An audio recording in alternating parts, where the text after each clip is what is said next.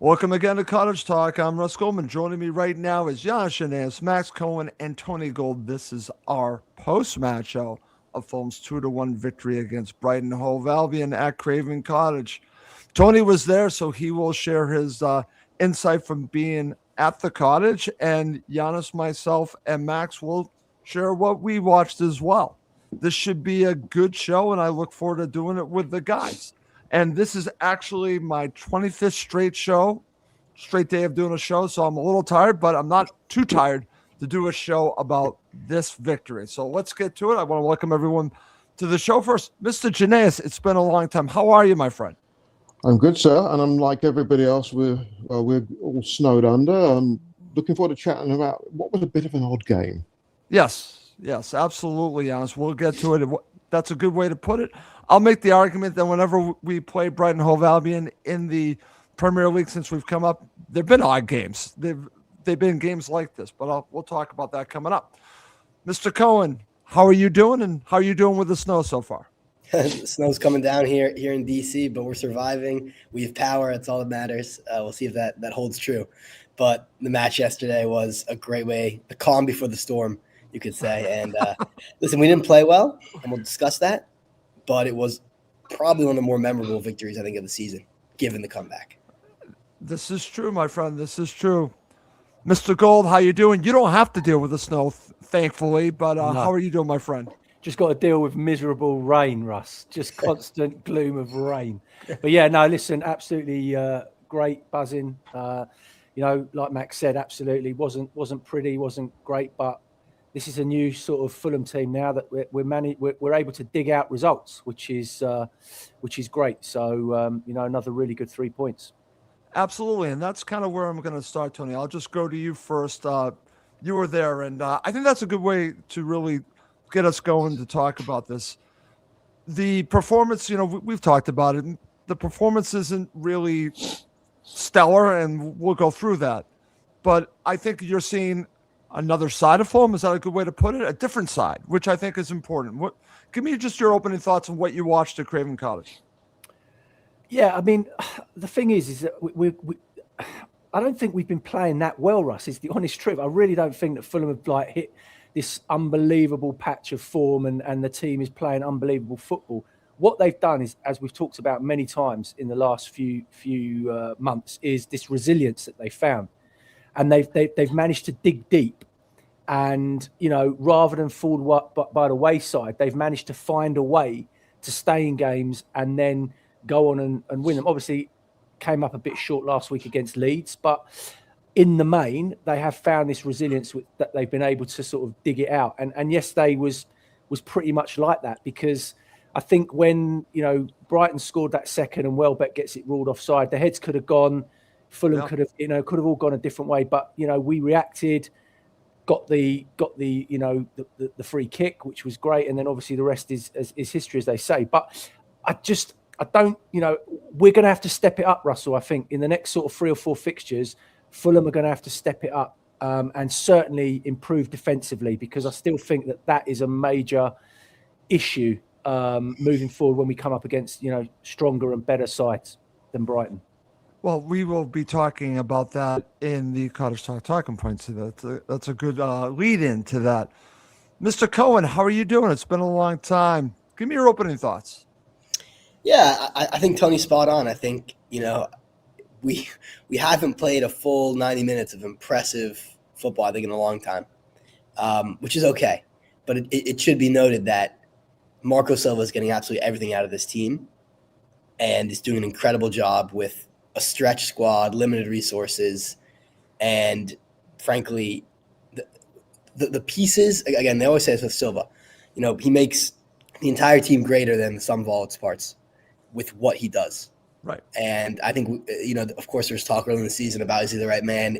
Are things stagnating? I think what he's done over the festive period might have been one of the most impressive runs of form I've ever seen a Fulham manager put his team on.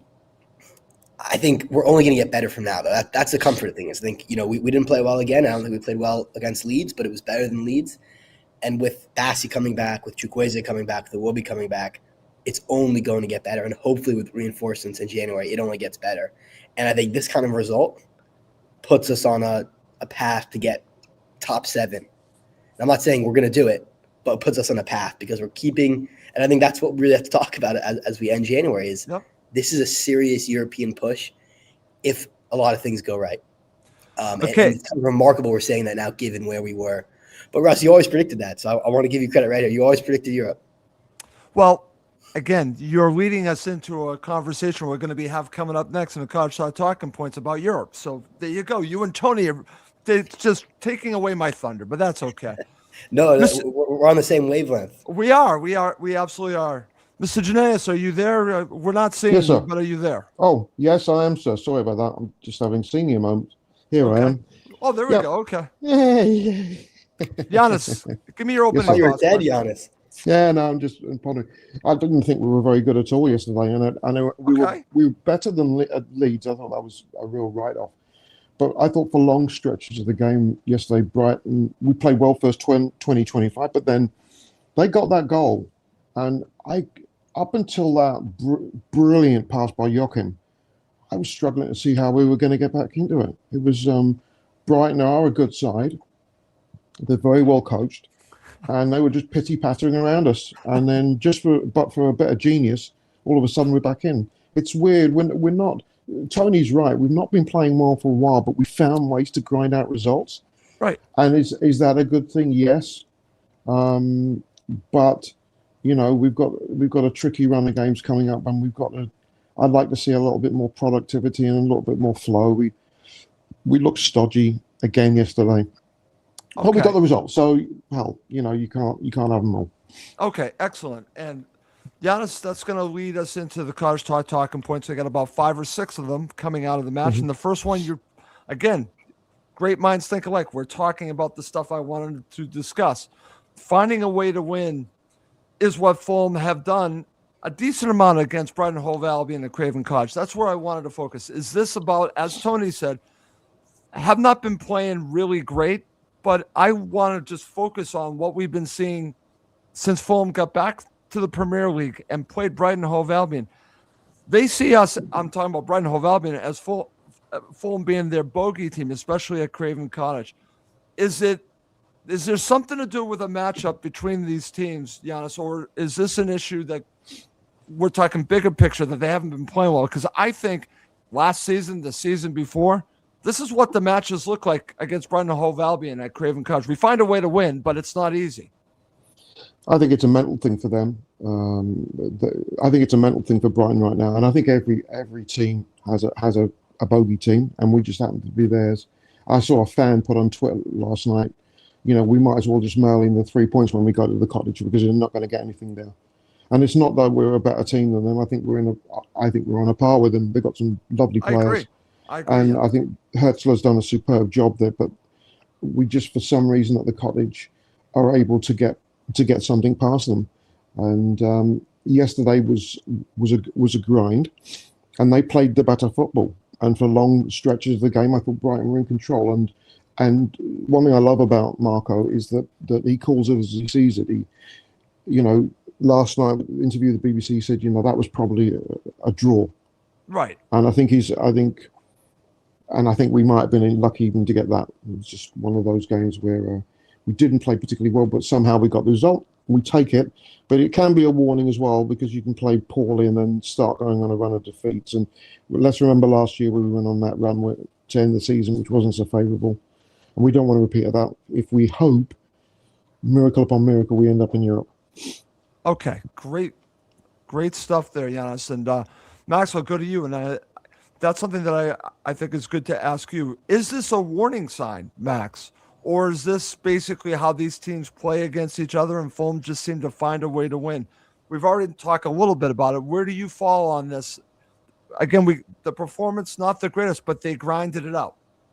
Yeah, I think I saw on Twitter a post which sums it up well, which is that we've gotten to the point in our, journey as a Premier League club where moments of individual quality can make up for what maybe is not a great team performance. And I think Harry Wilson and the ball from Anderson and the finish from Chukwueze, all of those, you could argue, 3 players like that, and like just bring us to a different level. And in past seasons, we wouldn't have had that kind of confidence, I think, to do that, or the players just weren't that good. You know what I mean? And the form Harry Wilson is in, I think this is a different player than I've ever seen. I don't even know if we can say it's Harry Wilson. This is 2025, 2026 Harry Wilson. This will be studied in a long time to come, what has happened to Harry Wilson this season.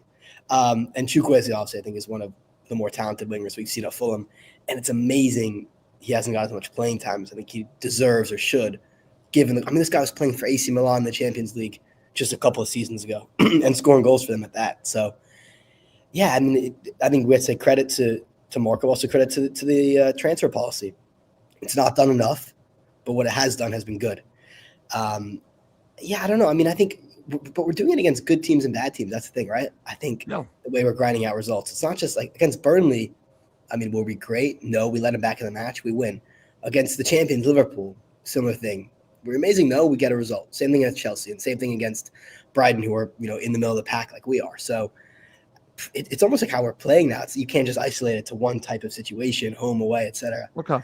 But I do think we will get better as a team, and I think we'll talk about this. The first 25 minutes, that's the type of Fulham we're going to see, hopefully, as the season goes on, and the goal just totally changed everything. I'm glad that you guys have talked about, Giannis talked about, the first 25 minutes were good, and then they score and everything changes, right? So that's a good point. We will break that down in the second half of the show. I'm glad that you took us there. Over to you, Mr. Gold. Again, some good stuff from Giannis and Max. And where I want to go with you on this is kind of what Max just brought up. When you're watching the match, you've already talked about the resilience, but does it come down to the talent, magical moments from players to make the difference between, say, a point and 3 points? Because that, to me, is what's going on. Harry Wilson, great pass from Anderson, and a fantastic finish from Chukwueze. You have all that. And we're seeing that in a lot of these matches. It's just good players making timely decisions and scoring goals. And, again, not playing great, but being able to get that quality when you need it. Yeah, Max and Giannis make some absolutely fantastic points. I think from my perspective, this is where Marco Silva is earning his keep this season. Is the fact of the matter is that he's kept Fulham in games, which they don't necessarily have had much right to be in, but they found a way. And I think what the difference has been, Russ, and it was yesterday as well, is that the substitutions he makes at the times that he makes them, that seems to turn quite a few games for us, and it has done quite a few games for us this season. Not always, but in the games that we've managed to, be there or thereabouts in, those changes and the players that he's brought on and the players he's taken off have made, in the main, positive aspects. I also think that actually, I know this is going to sound crazy, but I actually think that we're papering over some of the cracks as well, because I think we've got some real weak links at the moment. And they're not really being exposed because we're getting the results and we're getting the points. But I think that those weaknesses, if we've got any aspirations of having this push towards the end of the season, they need to be addressed. And because we've got, I think for the next 4 fixtures, Russ, is going to be very telling for us. I really do. I think that will set where we're heading and how our season is going to end in terms of the next 4 games. I really do. I think that's going to be a massive talking point for everybody. Okay. And Tony continues to just basically expose my talking points as we go into this. All 3 of you are, which is fine. That just shows I think we're all in sync. Tony, very good points, because guess what I'm going to talk about next? We're going to talk about the defensive issues in a little bit, but we're also going to talk about the subs Marco made here because they proved to be a huge difference. And Giannis, I'll go to you first. We will talk about the defensive issues that Tony's talking about, but just in general, I thought a good talking point here is not just talk about Ryan Sessegnon coming on, Chukwueze coming on, but I think you also have to talk about Kearney coming on, and then at the very end, Josh King. All these substitutions coming out in a timely manner, and this is a good thing. I'm glad that Tony mentioned this. Came on sooner than I think I expected. The first 2 substitutions, and I think really changed the match, because I thought Sessegnon and unfortunately Kevin were struggling. And so what do you make of these substitutions? Because I think they made a big difference in what we watched. There's a couple of big points that have come out of the game The first one is Anthony Robinson, and I'm a massive We're going to fan. talk about him. Trust me. Go ahead. But he's not playing well, and he looks off the pace, and his decision making. He's committing too quickly into challenges. He's getting beaten often, and I think he just needs some time on the sidelines. And Cess can come on and do a job. And it pains me to say it because I'd put him in. He'd be one of my first players in the 11. But Robinson's not playing well right now. Chukwueze, has been damaging for us every time he's come off the bench. Kearney calms things down, and it was Josh King that got the free kick that led to Wilson's volley. So the subbings he did well. You've also got the question mark. Interestingly enough, you look defensively. Of course, it looks like Tete might be back next week. Hopefully. For Castagna, but Bassi for Cuenca. And it was really interesting that Cuenca got a full game yesterday. And I'm wondering whether Marco's seen enough to say, well, I can't take him out. These are good things to have because that means we've got some strength and depth. For sure. Yeah. But he's got some decision making to undertake, and I think the big one right now is going to be the left back position. I think with the Cess coming in. Okay, and I'm glad that you mentioned that. And like I said, I plan on talking about that coming up very shortly, guys. But Tony, over to you. I want to get your thoughts on, you were there, and how did it feel? The difference, because I can tell you how it felt watching it, but you're there, especially the first two substitutions.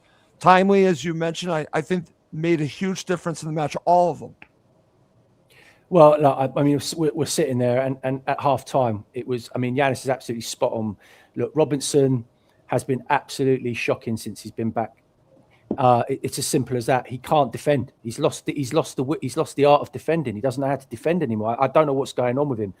But for all the, Fulham fans think he's a tremendous player because he breaks forward and he makes these fantastic overlapping runs and gets into great positions and is able to put 5 out of 12 crosses in the area, and maybe one might reach the area. But the guy doesn't score goals.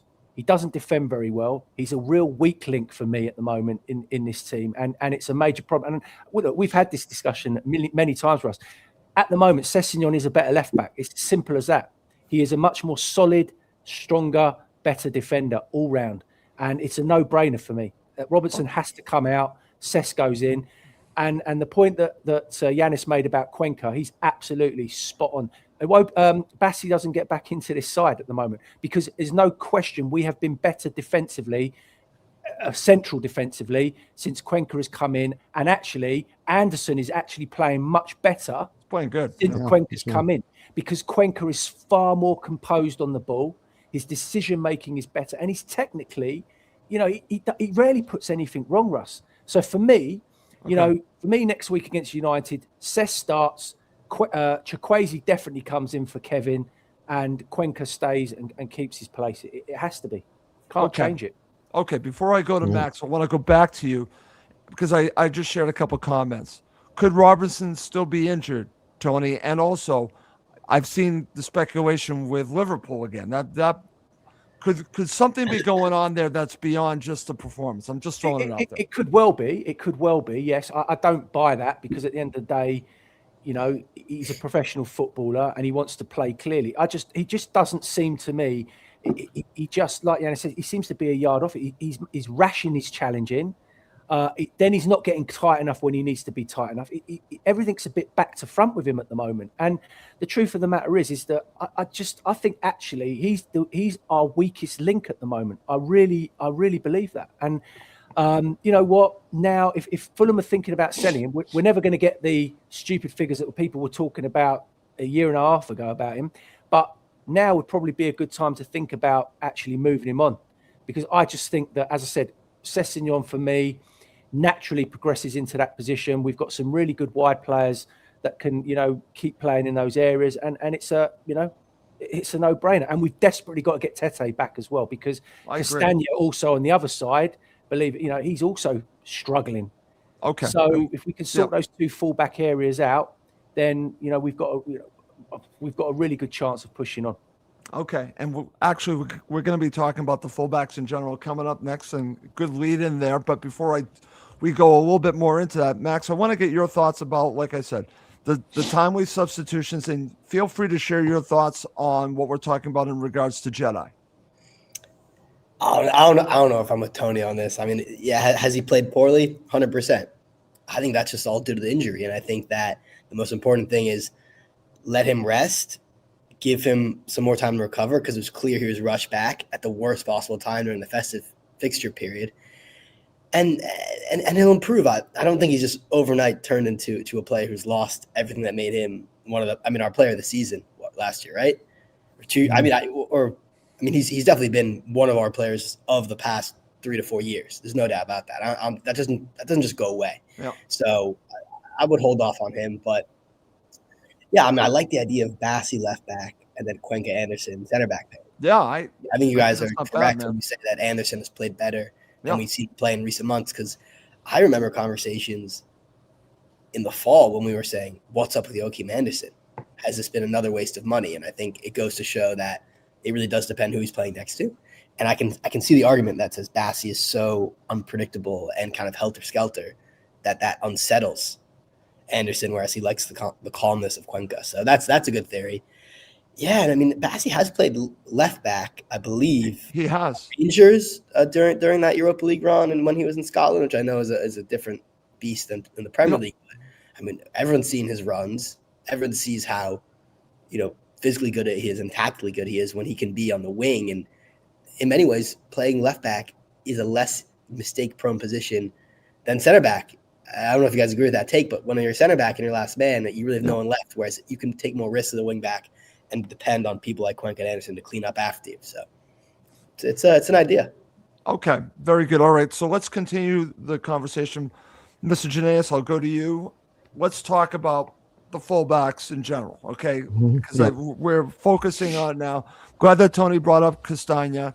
Fulham desperately missed Kenny Tete. I think he gets basically, if we play with 3 center backs, I think you can hide Castagna. But when you're asking him to be a right back, I think he can be exposed. So there's an issue there. Obviously, we're talking about the issue with Robinson and the other options that we have. So is this a real issue, or are we making too much of it?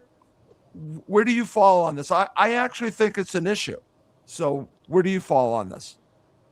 I think Max got it right in terms of he's still hurt, and I think he needs some rest. And if that's the case, then you looked at is there a market for another fullback? There's something telling though that Marco said in the press conference. Actually, the extras with Jack Kelly, and he mentioned something about Tete and just his ability, but he's been hindered by injuries. And remember, if you go back to the close season, Everton were after him. And we wanted him to stay, but there were some fans that said, as great as he is, he's injury prone.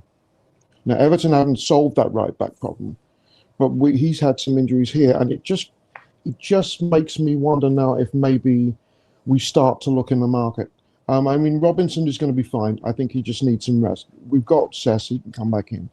I don't think Castagna's done badly, but I just think it's a real drop-off from Tete. But then when Tete's injured, who else do you have at right back? So I think it's something that the club need to look at to maybe, I don't know, look to upgrade that, either upgrade the position of Tete or upgrade the position of Castagna.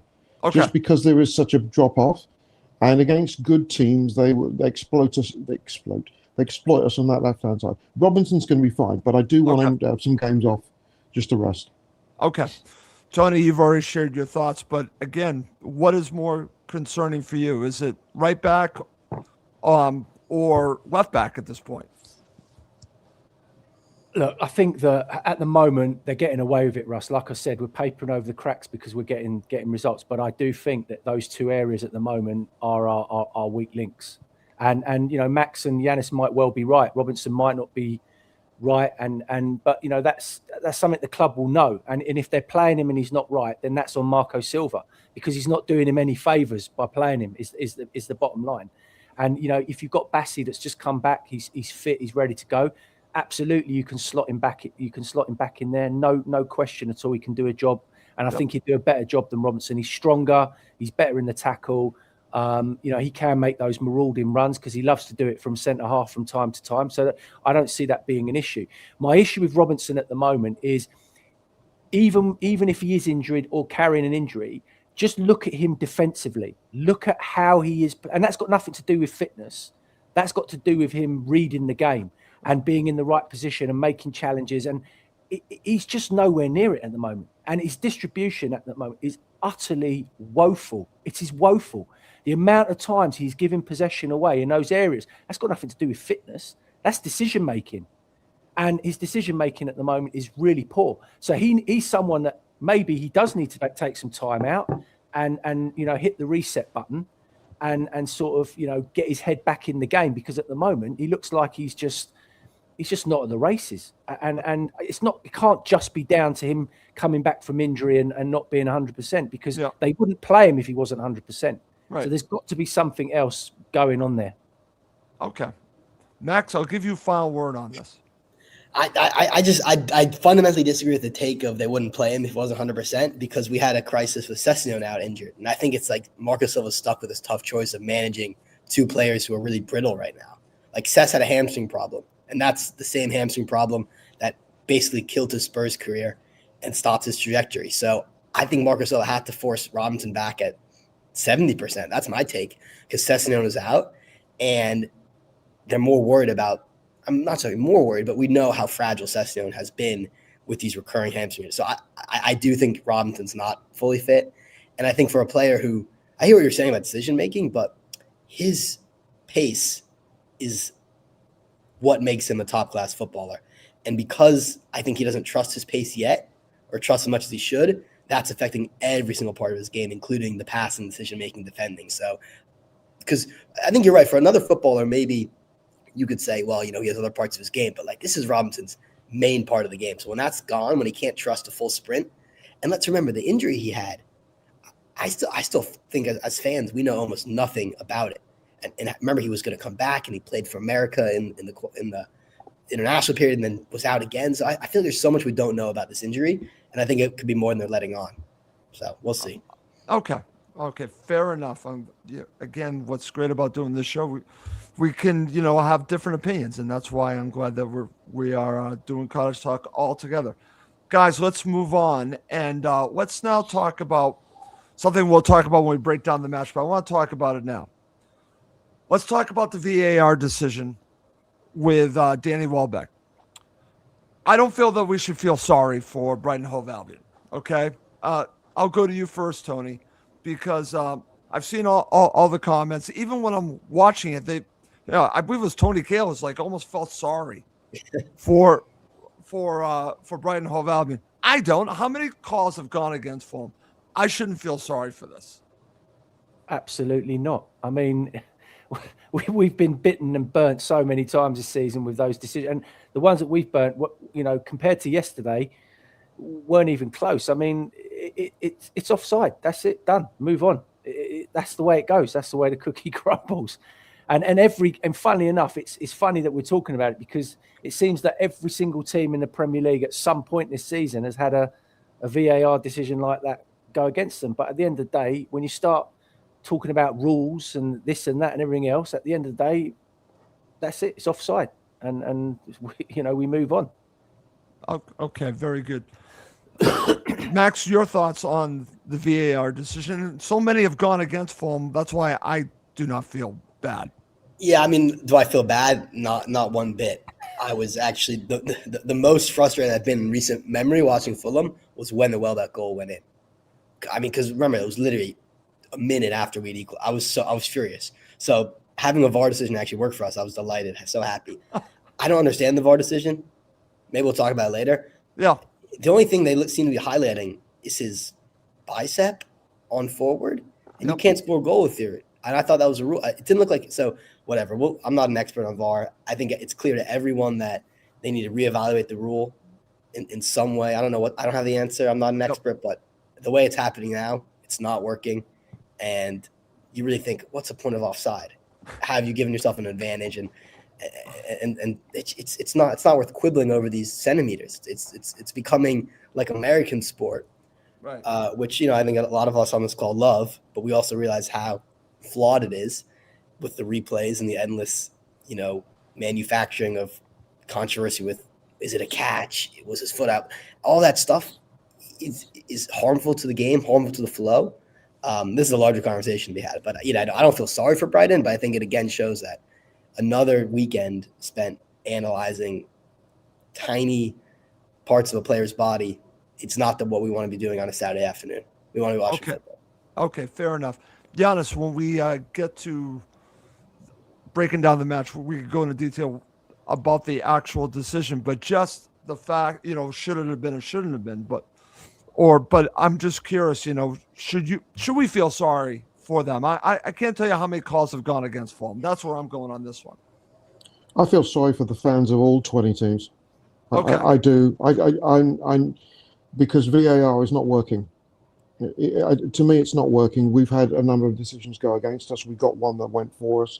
But why is it every week there are gripes with a number of teams? It's not every team has been affected in some way this year by VAR. And fans are upset. And if you're upsetting the fans, it doesn't matter who you support, then something's wrong. Then when every set of supporters are griping about it, you need to, Max said it, you need to reevaluate it. Right. If Welbeck's goal had been for Fulham, I'd have had a good gripe about it. I think that the margins are so fine. I sound like Scott Parker now, but the fine margins, the fine margins are becoming so fine now that it's almost becoming granular. And I think they need to really look at this. I mean, a toenail, a finger. It's just because it's taking too much time and it's causing too much controversy. And the focus should always be on the footy that these 20, great teams are trying to play for the fans. So they need to take a hard look at it at the end of the season, and there need to be some changes because there's just too much going on. Okay, and that's actually a very good way to look at it because it has affected, and you guys have already said it, every club is affected. All the fans are affected by it. So something isn't working because we're all complaining about it. It's not just Fulham, it's every team. So very good point by you guys to talk about that. All right, couple more topics, then we'll break down the match. Let's start with this one. Mr. Cohen, I'll go to you. Harry Wilson's going to get paid. He's going to get paid big time. The question is, who's going to pay him, Max? I hope it's Fulham. But you know what was odd this week? Was that Oscar Bob stuff, which frankly made little sense to me, given the Wilson. I thought that was bizarre. And that made me pause. I was like, what's happening here? If we're going to offer him a new contract and we're also putting £35 million on a player who can play striker, sure, but I think he's predominantly a winger who plays in a similar position at the very least. That's bizarre.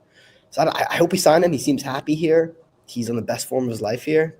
I think you look at every single Fulham player of recent memory, 95% of them who are on great form go to another club and it doesn't happen for them there. And I hope he sees that. I mean, he wouldn't start at a top 6 club. That's for sure. And his whole thing is, I want minutes. I'm good when I'm playing. So logically, he should stay at Fulham. But you know how it is with football, and of course the dreaded word agents. Agents are always whispering in players' ears. You can get more. That's what's going on here. That's what's going on. I hope common sense prevails and he stays at Fulham, but I can't be sure of it. Okay. All right. Mr. Gold, your thoughts on all of this? It's just interesting because I think, like I said, he is going to get paid. It's just a question of will it be with Fulham. The agent is probably driving up the market. The question will be how far will Fulham go and how much are they asking? I'm talking about his agent and Harry Wilson. So what do you make of all this? You know my feelings on it, Russ. And I think Harry Wilson's got to be very, very careful now. I really do. I think I don't know what he's waiting for. I genuinely don't know what he wants. Obviously, it's all about money because that's what it always comes down to. Yep. And because he's in such good form at the moment, really high purple patch, obviously his stock's going up every single time. But the thing is, and Max is absolutely right, if he does end up going to a Villa or someone like that, that will be the end of Harry Wilson. That will be the end of him. I can assure you. If he understands football and he realises that he's loved at Fulham, the fans love him, Marco Silva clearly wants him and will clearly play him, and he will play now pretty much. If he continues in the vein of form that he's in, he will continue to play. That won't happen at clubs like Villa and all these other, so-called clubs that he goes to. So, and I think the longer he leaves it, Russ, the more frustrated fans are going to become. And I'm actually getting sick and tired of talking about it. He should sign the contract sooner rather than later. Really, for me, the question is, how many years is he going to sign for? Not about what they're going to pay him, because they'll pay him whatever he wants. Ultimately, it's how many years, how long do we want him? Get it done. Let's move on, because it's getting a bit, silly. And it's going to get to the stage where the longer he leaves it, as I said, fans are going to get fed up with it. Okay, interesting. And listen, there are other angles, and I'm going here with the whole Marco thing, Giannis. So this, I think, is, again, I understand Tony's frustration. I don't like talking about this, okay? But it's there. It's along with Marco's contract, along with some other contracts, it's all there. It's all part of our story. So what do you make of this? You're right. You mentioned Marco. I think that's critical, and I agree with Tony's sentiments about he's got to be very, very careful. I thinking clubs that could come in. Ironically, the only club I think where there could be a fit, but they would have problems with spending is Villa. I just. But would he play at Villa? Yeah. Well, this is going to be the thing. I mean, logic would dictate he stays at the Cottage. You get a nice contract, 3-4 years. He's loved by the fans and what have you. But if it's dependent on Marco Silva, we've got a different conundrum here. And this, I think I was on Sky Sports last night watching. It was Jamie Redknapp saying the end of the season is going to be a real merry-go-round of managers in this division. We already know that Glasner's gone. Iriola's probably gone. I think Herzl is going to be gone. Silva could be gone, and there could be several others as well. And I think that Wilson likes Silva and he wants to go where he is. And if Silva signs, I think he does sign. But Tony's right. Fans are going to start getting frustrated. Make your bloody mind up, because we need to move forward. Transfer window is in a week. Yep.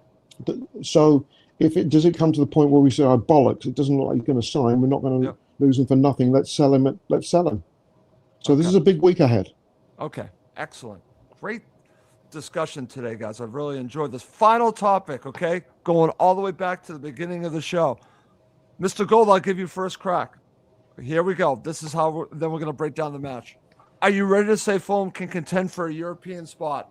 Are you ready to go there? I'm not saying that they're going to get one, but are they now in a place where something should be done? I'm talking about in the transfer window to push us forward. Are we there now?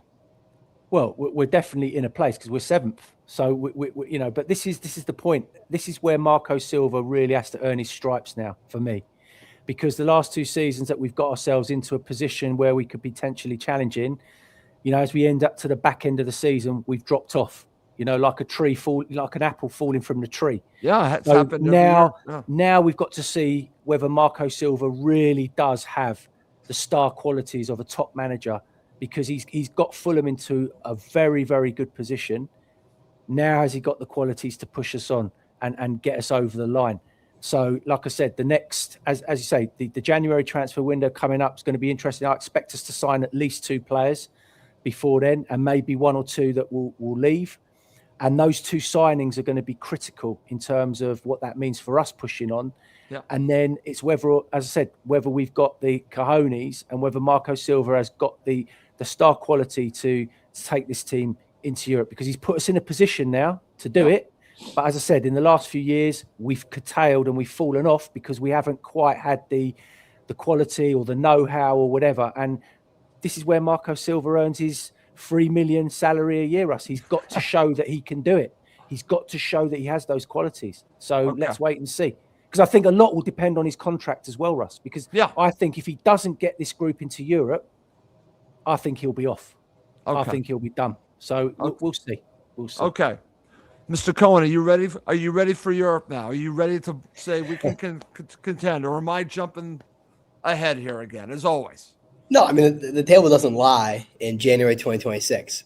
So I'm saying we're ready to contend, but I also think that there's a big reality that we have to realize, which is we lose 2 or 3 matches in a row, we're down to 13th, you know?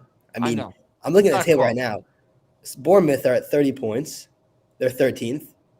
And we're at 34. We're 7th. So it's so tight. And I don't know if we have the squad necessarily at this moment in time to keep up. But we can put up a fight. But again, listen, a couple goals go another way, and suddenly we're at the bottom of that pack of 6 football clubs, and Europe seems like a really far way away. So who knows? Okay. Final word to you, Mr. Janaeus. Europe, where do you fall on it?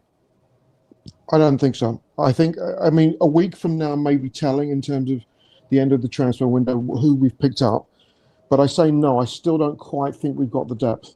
Okay. I'd love to do, I mean, look, we all remember 15 years ago, we'd love for that to happen again. I don't quite think we're there yet. However, I mean, the rumours are, we were, obviously Pepe's not, if we get him, wouldn't be available yet. Oscar Bob is a possibility. Arta. There's some players been floated around. Yeah, definitely.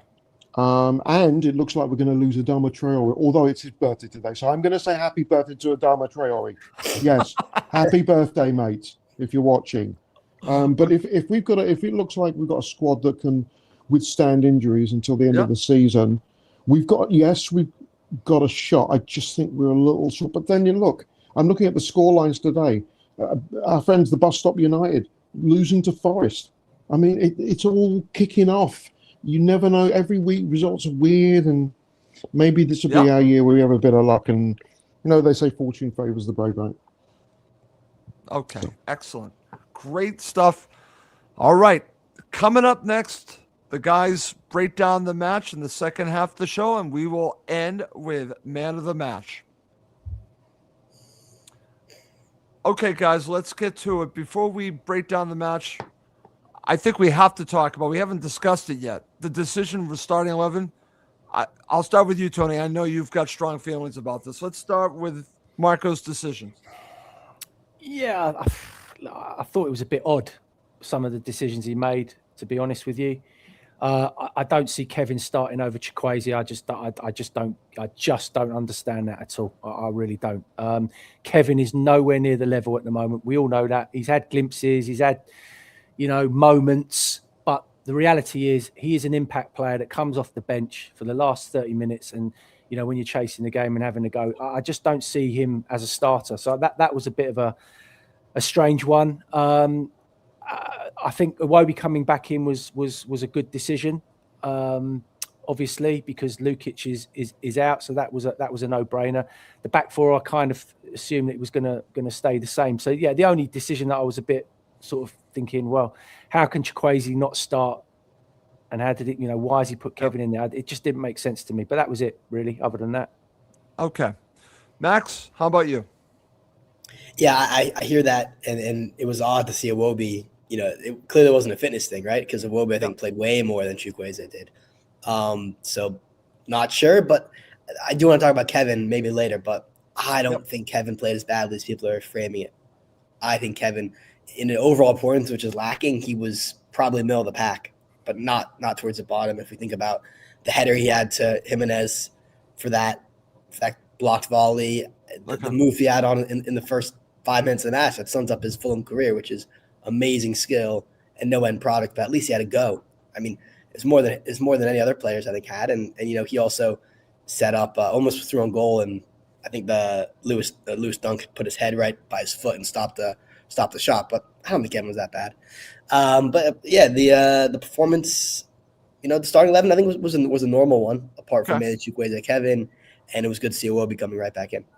Okay, Giannis, your thoughts on the starting 11? Well, I was delighted that Cuenca kept his place. That's my first thing. I'm a huge Cuenca fan, and he's done nothing to lose his spot, so that was good. The Kevin one was a bit of a mystery. I'd like to see Chukwueze start, and I think he might start next Sunday against United.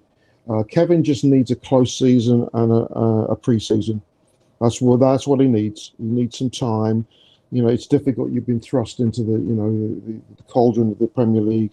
It requires different skill sets than Serie A and I think and Ukrainian league, and I think he's going to be fine. So I'd like to see Chuk in there at the start next year, but next week. Apart from that, I thought the lineup was okay.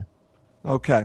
And guys, as we're doing the show live, I'm watching the scores. I'm seeing people sharing the what's going on in the other matches. And if things hold, we're going to have to wait until the Everton match tomorrow. But there's potential Fulham could still be in 7th by the end, which would be unbelievable. Or 8th. It looks like 7th or 8th is probably the way it's going to shake out, which to me is tremendous. And I hope the club looks at that as an opportunity to push on. We'll just leave it at that. All right, guys, let's break down the match. Let's talk about the first half.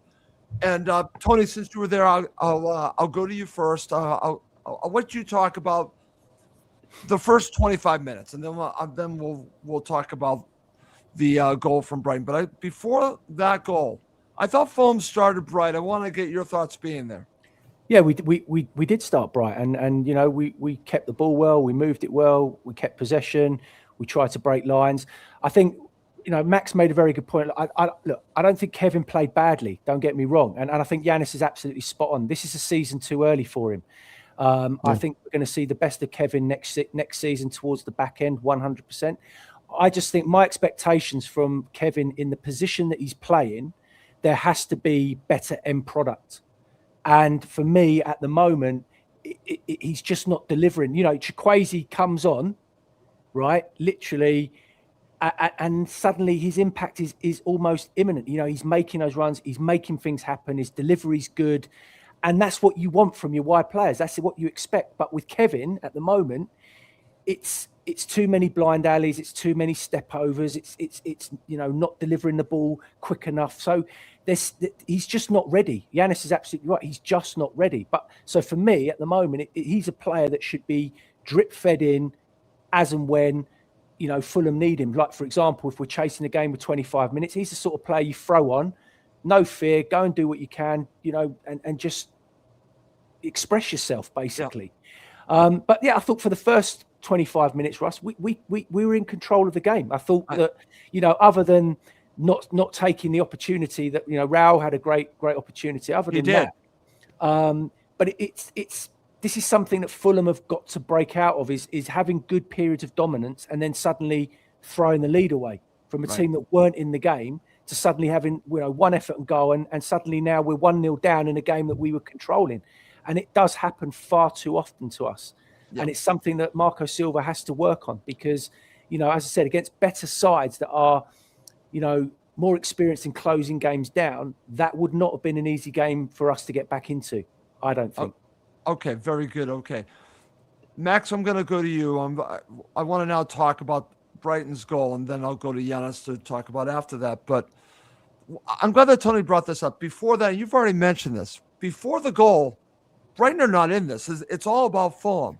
So that's the frustrating part about this. Listen, this is a great shot and goal. But I guess I'm going to ask the question, should Bernd Leno have done better, or is this just too powerful of a shot? Wow. I mean, let's go back a bit. I think this goal is Alex Iwobi's fault. Okay. Alex Iwobi's fault. Now, I know Bernd Leno is a keeper, and he gets two hands on it, and I think it's fair to ask questions, but Iwobi plays a shocker here, and I'm not trying to have a go to Iwobi because I like him as a player, but this goes to show fans like myself who are calling for Iwobi central midfield along with either Berger or Lukic. This is the risk because he gives away the ball in a terrible area. I mean, he plays a totally blind ball right in his own defensive third, nowhere near Harry Wilson, and puts us under pressure. You can watch it back and say, listen, it's tough on him. The ball is being faced to him. His back's he's facing his own goal. Fine. But then right after he loses the ball, the marking is atrocious. And he goes to the left back, lets Ayari go, and then he's totally free. And the fact that Ayari has 2 or 3 touches and no one comes to him, that's poor, but it's all because Iwobi, who's supposed to be his man, is out of the picture. So that's what frustrated me. It's a great hit. It's a really good hit. I don't think you can blame Leno, honestly. I don't, because that is moving so quickly and it's windy. So yeah, that's my analysis, but also curious what you guys think. Okay, Yanis, over to you. Let's take it from the goal and what happened after that. You've already mentioned this. It's unfortunate that for whatever reason, they score the goal, and then obviously they are failing. I'm talking about Brighton, more confident to go forward. You can see that. But I was actually disappointed by the response from Fulham. What did you make of the rest of the half? I'd say it was poor. That's maybe not fair on Brighton. I thought Brighton were excellent. And it was. I think the manner of the goal seemed to set us back 2 pegs. It was, and Max nailed it. It was shocking defending by Iwobi, then he didn't track back. I mean, I always hit a cracking hit, but it looked like we were. It was like a punch to the gut, and we looked like we were at 6s and 7s and losing confidence. And I thought we were in danger towards the half-time break to going 2 goals down. And after playing the way we did first 20, 25 minutes, where they couldn't get a look in, we were struggling. And I was thinking, oh, this is a confidence thing. Maybe this is just a carryover from the Leeds game. So it definitely affected us. And the half-time whistle couldn't have come at a better time. Okay, very good. All right. Guys, let's move on. Let's now talk about the second half. And so, Tony, again, because you were there, I'm going to lean on you to talk about the second half. Before we talk about the goal, before we talk about Chukwueze's goal, opening stages, it was Brighton. It was Brighton looked like, and I could just tell that Marco knew he needed to make a change. So let's talk about those opening stages and the difference that you saw once Chukwueze and Sessegnon came on. Yeah, I mean, as I said, he should have made the changes at half time. Again, Russ, you know, that's when the changes should have been made.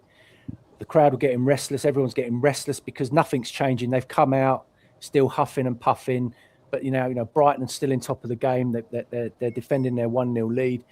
And then finally, Marco Silva makes his changes earlier than he normally does, because I think he recognised now that sort of coming up to the 60th minute, if he left it any later, the game was going to get away from us. I think I genuinely believe that.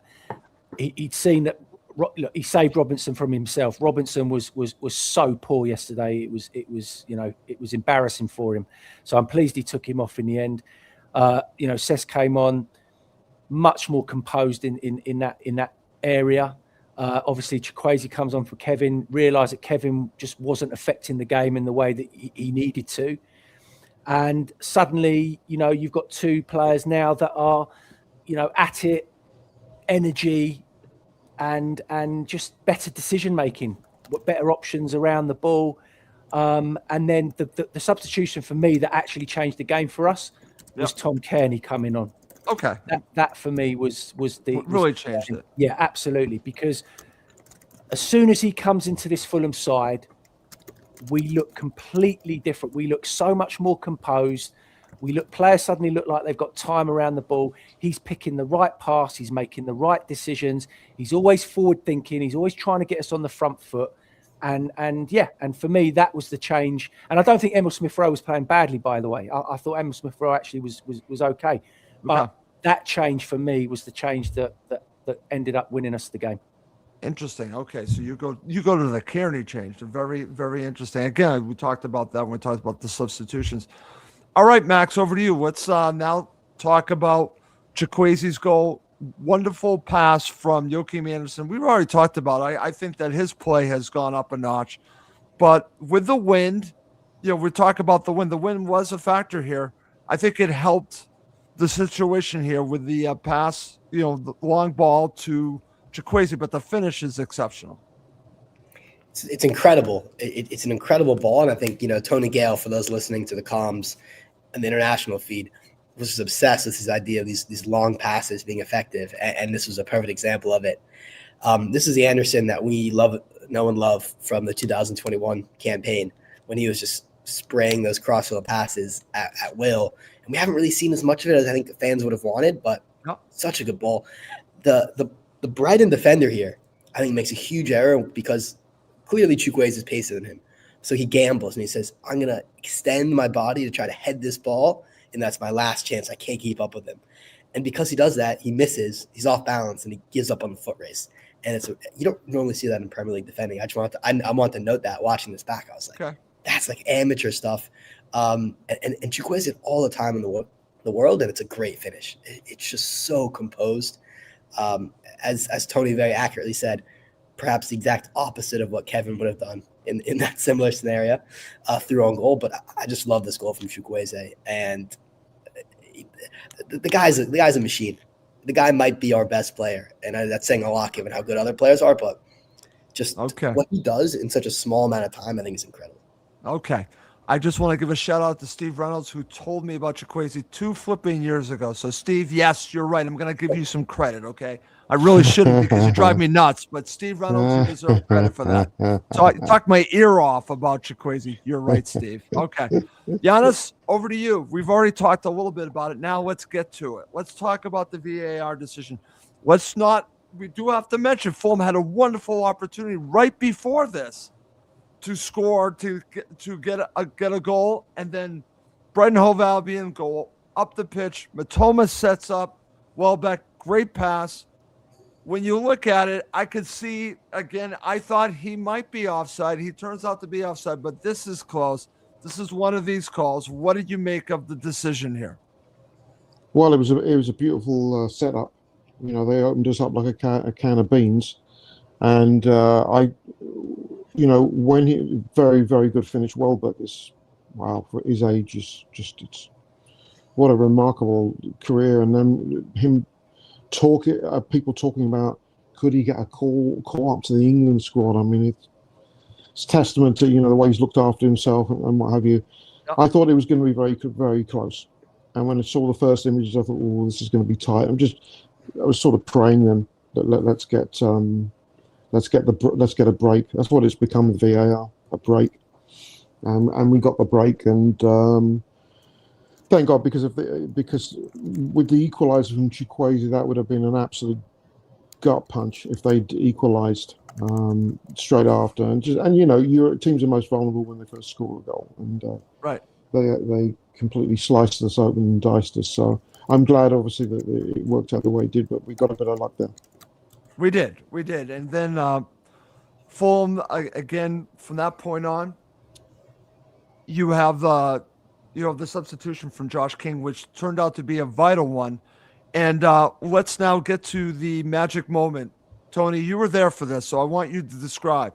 Like I said, Josh King gets fouled, and it sets up a free kick. Now, what's interesting here, and you could see this, I could see a discussion going on. I've seen Harry Wilson talk about the discussion that he had with Raul. They were discussing, I wouldn't say arguing, but they were deciding. And basically, it sounds like to me, Harry Wilson won the argument and took the free kick. I think Raul might have had a good chance to score as well. But let's talk about the reaction and the goal. Harry Wilson wins the match for Fulham. Yeah, he does. I mean, if I'm the Brighton keeper, I'm going to be very disappointed with that, to be honest. Yeah, he's got to save that. It's a good free kick. It's not the best, and he's going to be disappointed that he didn't save it. But what the hell? You know what? It's Harry Wilson from that position is deadly, and if you're not on it, he will punish you, and he punished Brighton. So, yep. You know what? It was. It was a little bit. I felt like it was a little bit of a steal. But how many times have we had this season where Fulham, Leeds last week, Crystal Palace, right. We've lost games in those manners. So you know what, it was nice for it to be on the other shoe, on the other foot this time. It was a nice feeling. Exactly, and that's the way I look at it. I'm not going to say, you know what, I'm not going to take this. I'm going to take this, and it was a good strike. Actually, Harry Wilson, in his interview, thought that maybe he should have done better because the goalkeeper got his hands on it. So he even critiqued himself, which is interesting in itself. All right, guys, to finish up, let's go to the man of the match. Let's go around the table. Giannis, man of the match. I'm going to take you back 13 years, guys. Okay. October the 21st, 2013. You were, okay. Yeah, it's a random one. Okay. But it was the date that Kasami got his wonder goal against the Palace at Selhurst Park. I'm going to mention that because if you remember, the player who passed the ball to him was Sasha Rita. Yes. And I mentioned Sasha Rita because that pass by Joachim Andersen to Chukwueze was personally the best pass of a ball I've seen in a Fulham shirt since that goal.